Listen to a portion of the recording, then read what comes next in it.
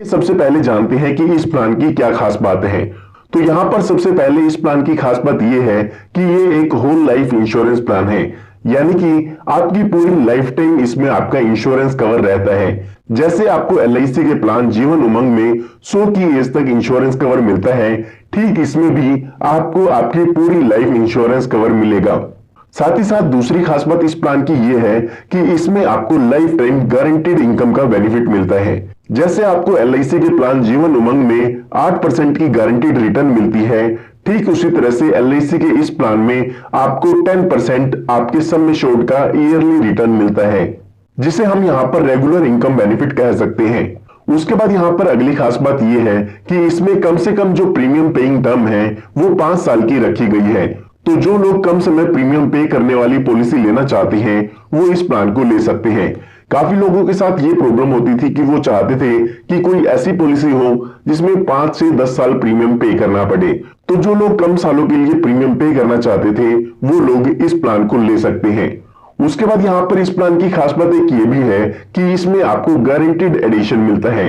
यहाँ पर अगर हम बात करें एलआईसी के प्लान जीवन उमंग की, तो उसमें आपको यहाँ पर बोनस मिलता है, लेकिन इस प्लान में आपको गारंटीड एडिशन मिलेगा, यानी कि जो भी यहाँ पर आपको अमाउंट मिलना होगा वो गारंटीड होगा। वो आपको पहले ही बता दिया जाएगा, जो भी गारंटीड एडिशन का रेट होगा उसके अकॉर्डिंग आपको ये आपकी पॉलिसी में गारंटीड एडिशन मिलेगा। आइए एक बार जानते हैं कि कौन कौन लोग इस इंश्योरेंस प्लान को ले सकते हैं। उसके बाद एक एग्जांपल लेके हम इस पूरे इंश्योरेंस प्लान को डिटेल में समझेंगे। तो यहाँ पर अगर हम बात करें मिनिमम एज की, तो इस प्लान को लेने के लिए जो मिनिमम एज है वो 90 दिन की रखी गई है, और जो मैक्सिमम एज है वो यहाँ पर 65 ईयर्स की दी गई है, यानी कि 90 दिन के बच्चे से लेके 65 साल तक के बुजुर्ग व्यक्ति इस इंश्योरेंस पॉलिसी को ले सकते हैं।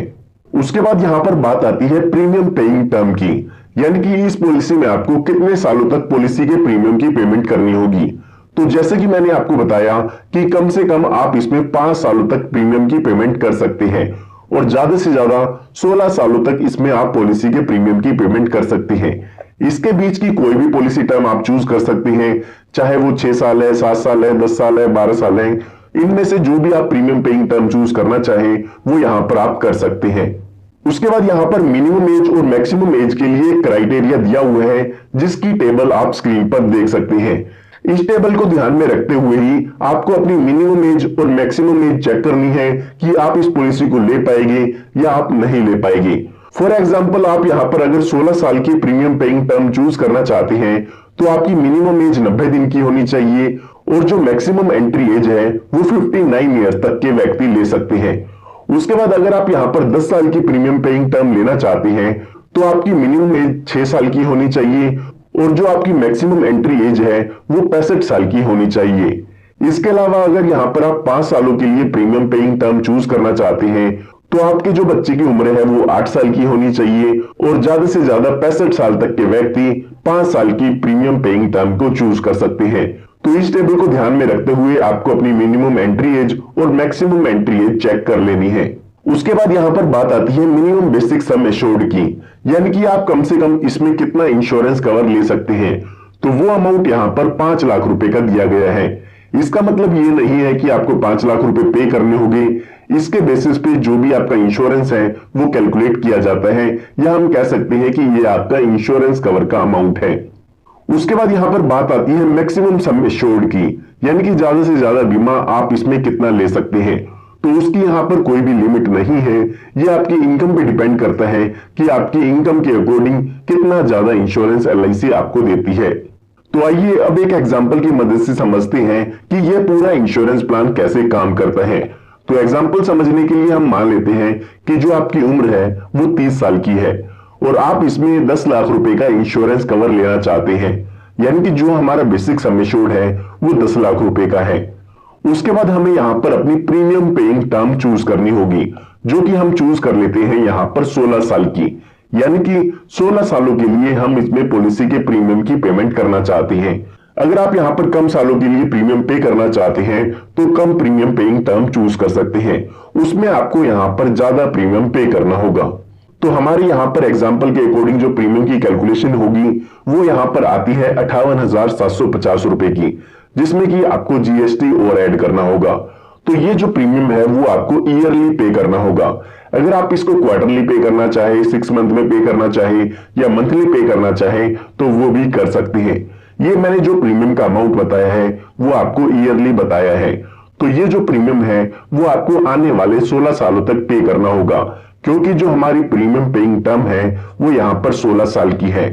उसके बाद यहाँ पर आपको 2 सालों के लिए वेट करना होगा, क्योंकि यहाँ पर एक डेफरमेंट पीरियड दिया गया है। उसके बाद जब आपकी पॉलिसी का 19th ईयर होगा उस टाइम पर यहाँ पर आपको इस पॉलिसी के बेनिफिट मिलना शुरू होंगे। तो यहाँ पर जब आपकी पॉलिसी का 19th ईयर होगा उस टाइम ही आपको जो सर्वाइवल बेनिफिट है या इस पॉलिसी के इनकम बेनिफिट है वो यहाँ पर मिलना शुरू होंगे। अब ये 19th ईयर कहां से आया है, आइए उसकी भी जानकारी ले लेते हैं। तो यहाँ पर LIC की तरफ से एक सर्वाइवल बेनिफिट शेड्यूल दिया गया है जो कि आप स्क्रीन पर देख सकते हैं। तो यहाँ पर आप साफ साफ देख सकते हैं कि अगर आपने 16 साल की प्रीमियम पेइंग टर्म चूज की है तो आपकी जो इनकम बेनिफिट है वो 19th ईयर से शुरू होते हैं। और अगर यहाँ पर आप अपनी प्रीमियम पेइंग टर्म 10 साल की लेते हैं तो 13th ईयर से आपकी जो इनकम बेनिफिट है वो यहाँ पर शुरू होती है। ठीक इसी तरह से अगर आपने 5 साल की प्रीमियम पेइंग टर्म चूज की है तो 11th ईयर से जो आपके इनकम बेनिफिट है वो आपकी पॉलिसी में शुरू होते हैं। तो यहाँ पर हमारे एग्जांपल में अगर हम देखते हैं तो हमारी जो प्रीमियम पेइंग टर्म है वो 16 साल की है, तो उसके अकॉर्डिंग 19th ईयर से हमें जो पॉलिसी के बेनिफिट है या इनकम बेनिफिट है वो मिलना शुरू होते हैं। तो यहाँ पर जब भी आप LIC से ये पॉलिसी लेते हैं उस टाइम पर आपको 2 ऑप्शन दिए जाते हैं जो कि आपके सर्वाइवल बेनिफिट ऑप्शन होते हैं। इन दोनों ही ऑप्शन में से आप कोई एक ऑप्शन चूज कर सकते हैं। एक है ऑप्शन 1 जिसे कहते हैं हम रेगुलर इनकम बेनिफिट। उसके बाद है ऑप्शन 2 जिसका नाम है फ्लेक्सी इनकम बेनिफिट। अगर आप यहाँ पर चूज करते हैं ऑप्शन 1 तो उसका नाम है रेगुलर इनकम बेनिफिट, जिसमें जो भी आपकी पॉलिसी का बेसिक सम एश्योर्ड है उसका 10% आपको अमाउंट ईयरली का मिलता है। तो अगर हम अपने एग्जांपल में देखते हैं तो हमारी जो पॉलिसी का बेसिक सम एश्योर्ड है वो 10 लाख रुपए का है। तो इसका मतलब ये है कि 19th पॉलिसी ईयर से हमें 1 लाख रुपए ईयरली LIC की तरफ से दिया जाएगा जो कि हमारा रेगुलर इनकम बेनिफिट होगा। ये बेनिफिट उन लोगों के लिए है जिन्होंने ऑप्शन 1 चूज किया है। उसके बाद ये हमारा जो 1 लाख रुपए का अमाउंट है ये हमें हर साल मिलता रहेगा और ये अमाउंट हमें लाइफ टाइम मिलेगा। जब तक आप जीवित रहते हैं जब तक ये आपको लाइफ टाइम अमाउंट मिलता रहेगा। अगर आपने यहाँ पर 20 लाख रुपए का इंश्योरेंस कवर लिया है तो 20 लाख रुपए का 10% यानी कि 2 लाख रुपए का अमाउंट आपको हर साल लाइफ टाइम मिलता रहेगा। लेकिन यहाँ पर आपको ये बात ध्यान रखनी है कि हमारे एग्जाम्पल के अकॉर्डिंग जो हमें इनकम बेनिफिट मिलेगा वो 19th पॉलिसी ईयर से शुरू होगा। उसके बाद ये इनकम बेनिफिट आपको लाइफ टाइम मिलता रहेगा। उसके बाद यहाँ पर जब भी आपकी डेथ होती है तो उस टाइम पर आपके नॉमिनी को डेथ बेनिफिट भी मिलता है। अब यहाँ पर बात आती है कि इसमें आपके नॉमिनी को कितना डेथ बेनिफिट मिलता है, तो आइए उसके बारे में भी जानते हैं। तो एग्जाम्पल के लिए हम मान लेते हैं कि जब पॉलिसी का 26th ईयर होता है तो उस टाइम में जो पॉलिसी होल्डर है उसकी डेथ हो जाती है। तो उस टाइम में जो नॉमिनी है उनको यहाँ पर इस पॉलिसी के डेथ बेनिफिट मिलते हैं। तो यहाँ पर अगर हम डेथ बेनिफिट की बात करें तो डेथ बेनिफिट में सम एश्योर्ड ऑन डेथ मिलता है, साथ ही साथ जो भी आपकी पॉलिसी का गारंटीड एडिशन है वो भी आपके नॉमिनी को दिया जाता है। अब यहाँ पर ये जो सम एश्योर्ड ऑन डेथ है उसकी कैलकुलेशन LIC की तरफ से की जाती है। यहाँ पर 3 कैलकुलेशन की जाती है, उसमें से जो ज्यादा अमाउंट आता है वो आपका सम एश्योर्ड ऑन डेथ कहलाता है। उसी के साथ साथ जो भी आपकी पॉलिसी का गारंटीड एडिशन है वो भी आपके नॉमिनी को मिलता है। तो आइए एक बार यहाँ पर कैलकुलेट करते हैं कि हमें इसमें कितना गारंटीड एडिशन मिलने वाला है।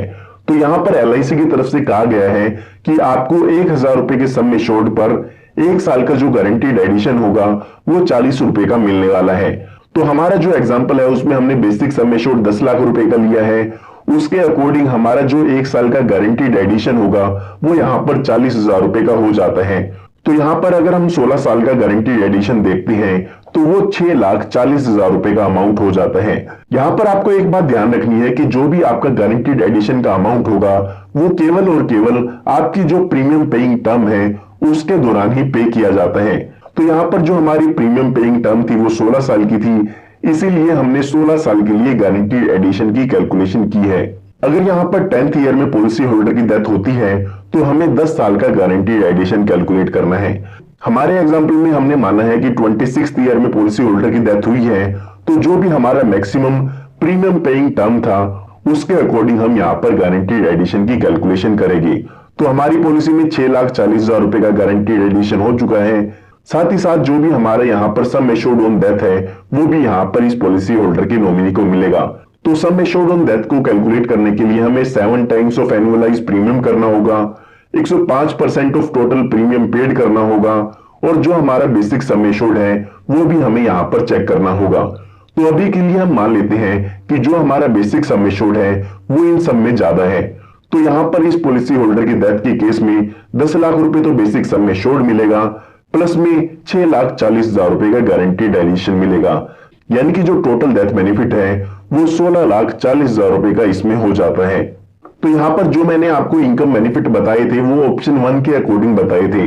यहाँ पर मैंने आपको बताया था कि आपको 2 ऑप्शन मिलते हैं। जो दूसरा ऑप्शन यहाँ पर मिलता है वो है फ्लेक्सिबल इनकम बेनिफिट का, जिसमें जो भी आपके बेसिक सम एश्योर्ड है उसका 10% आपको अमाउंट मिलता है।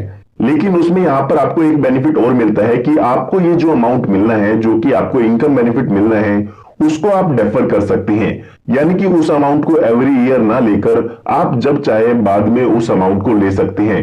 अगर आप ये अमाउंट नहीं लेते हैं तो LIC उस पर आपको 5.5% का ईयरली इंटरेस्ट भी देती है। तो अगर आपको ये इनकम बेनिफिट एवरी ईयर नहीं चाहते हैं तो आपको ऑप्शन 2 चूज करना चाहिए, जिसमें जो आपका बैलेंस अमाउंट है उस पर आपको इंटरेस्ट मिलेगा, और उसके बाद यहाँ पर जब भी आपको वो पैसा चाहिए होगा उसका कुछ परसेंट अमाउंट आप एप्लीकेशन देके विड्रॉ कर सकते हैं। यहाँ पर जो भी आपका बैलेंस फंड है उसका 75% तक का अमाउंट आप एक साल में विड्रॉ कर सकते हैं। उसके लिए आपको एक रिटर्न रिक्वेस्ट देनी होगी। तो यहाँ पर आप ऑप्शन 1 भी चूज कर सकते हैं और ऑप्शन 2 भी चूज कर सकते हैं। दोनों ही केस में जो डेथ बेनिफिट है वो यहाँ पर सेम ही मिलने वाले हैं। तो यहाँ पर मैं उम्मीद करता हूं कि जो भी आपको यहाँ पर एग्जाम्पल है वो क्लियरली समझ में आ गया होगा। यहाँ पर मैं आपको कुछ बातें दोबारा बताना चाहूंगा ताकि आपको फिर से सारी जो बातें हैं वो इस प्लान की क्लियर हो सके।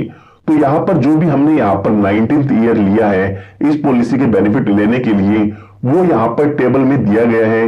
उस टेबल के अकॉर्डिंग ही हमें पता चलेगा कि इनकम बेनिफिट हमें कौन से ईयर से मिलने वाले हैं। तो आपकी जो प्रीमियम पेइंग टर्म है वो देख के ये आप जान सकते हैं कि आपको इनकम बेनिफिट कौन से ईयर में मिलने वाले हैं। उसके बाद यहाँ पर आपको ये बात ध्यान रखनी है कि जो भी गारंटीड एडिशन आपको मिलना है वो केवल और केवल प्रीमियम पेइंग टर्म के दौरान ही मिलने वाला है।